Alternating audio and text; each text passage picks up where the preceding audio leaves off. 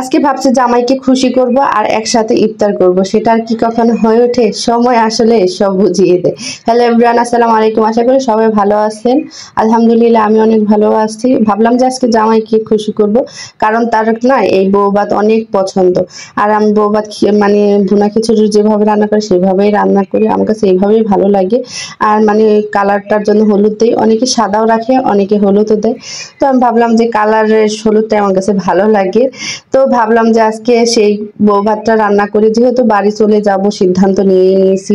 এই কয়েকদিন বা জামাইকে একটু ভালো মন্দ রান্না করেই খাওয়াই যায়। তো যেই কাজ আজকে ভাবলাম যে বিভিন্ন রকমের ভর্তা দিয়ে একটু খাবার টাবার খাই, আর এই রমজান মাসে না এই ভর্তা টর্তাই ভালো লাগে। আর আজকে ইফতারের জন্য কোনো ভাজা পোড়া করব না, এইটা দিয়ে ইফতারি করব। আর এই যে যেহেতু আমি মানে বউ ভাতটা বসিয়ে দিলাম, মানে খুদের ভাত বলেন, অনেকে বউ ভাত বলেন। তো মানে বসিয়ে দিয়েছি। এই যে এখন ভালো করে কষিয়ে তারপর গরম পানি দিয়ে দিলাম, এখন ঝটপট করে হয়ে যাবে। আর এদিকে আমার সব যে বাটা মশলা মানে ভর্তা করব সেটাই আর তৈরি করে নিচ্ছি। এটা চিংড়ি মাছের মাথাগুলো আমি জমা করে রেখে দিয়েছিলাম, ভাবলাম যে এটা ভর্তা করব। আর এটা হলো চান্দা মাছ, এটা হলো আমার মায়ের চান্দা মাছ, মানে আমার মায়ের হাতের মাছ। এগুলো না যখন মানে মাছ, চান্দা মাছটা আমি পছন্দ করি বাটা।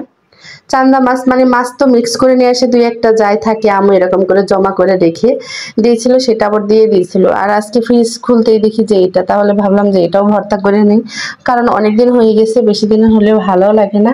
আর যেহেতু রসুন পেঁয়াজ কাঁচামরিচ সব তার মধ্যে লাগে, মানে সব ভর্তার মধ্যে, তাই একবারেই আমি মানে ভেজে নিলাম আলাদা করে। এখন আমি কালি জিরাটা ভেজে নিব, কালি জিরা ভর্তা ধনেপাতা দিয়ে। আর শুটকি মাছটা দেখাতে পারিনি, কারণ বাবুকে নিয়ে রান্না করতে গেলে না, আর যেদিনই বলে একটু এই ভর্তা করা কিন্তু সহজ, খেতেও সহজ, কিন্তু করা কিন্তু খুব কঠিন।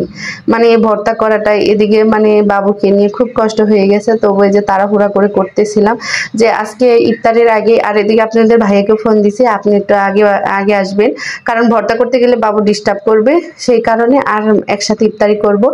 তো আর ওনার প্রিয় খাবার মানে ওনার মিষ্টিও পছন্দ, তো সেমাই ভাবলাম রান্না করি। সেমাই ছিল অনেকদিন ধরে, আর দুধও ছিল, ভাবলাম যে একটু রান্না করি। কিন্তু এদিকে সেমাইটা বসিয়ে দিয়ে গ্যাসটাও না আমার লাপ লাপ পাচ্ছে যে গ্যাস চলে যাবে।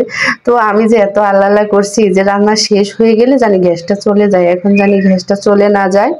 তো আল্লাহর রহমতে গ্যাসটা ছিল মানে রান্না পর্যন্তই। তো এই যে রান্নাটা শেষ প্রায়, আমি খুব তাড়াহুড়া কিন্তু করছি। আর এই সময় রান্না করতে আল্লাহ আল্লাহ করতেছিলাম, শিলপাটাই করতে চেয়েছিলাম, কিন্তু সময় আর হয়ে ওঠেনি। আর এদিকে আপনাদের ভাইয়াও আসে না। আর যেদিন আমি বলি ফোন দিয়ে যে একটু তাড়াতাড়ি আসবেন, উনি আরও দেরিতে আসে। তো আর কি করার, এই যে আমি অপেক্ষা করতেছিলাম, কিন্তু উনি আসেনি। বাবা আর আমি অপেক্ষা করতেছিলাম। পরে আমি একাই ইফতারি যেই আমি দুই লুকমা দিয়েছি, তখন আপনাদের ভাইয়া আসছিল, তো ওনাকেও খাবারটা দিয়ে নিলাম। আর এই যে ভর্তাটা মানে এটা কিন্তু শুটকি, লটকে শুটকি ভর্তা, চান্দা মাছ ভর্তা, তারপরে কালিজিরা ভর্তা। এই যে আপনাদের ভাইয়াকে খাবার সাজিয়ে গুছিয়ে দিচ্ছিলাম, মানে দুজনে মিলে খাবো, সেটা মজাই আলাদা। আর এদিকে আপনাদের ভাইয়ার না আজকে মানে মাথাটাও গরম, অফিসে ঝামেলা হলে বাসায় এসে সেই গরমটা আমার দেখতে হয়, মানে মুখটা ছোট হয়ে থাকে তার। আমার এরকম ভালো লাগে না, কিন্তু তার অফিসে যদি একটু লেট হয় বা কোনো কাজে ঝামেলা হয়, ওনার মুড একবারে অফ হয়ে থাকবে। এরকম কার কার হয় বলেন তো? আল্লাহ হাফেজ।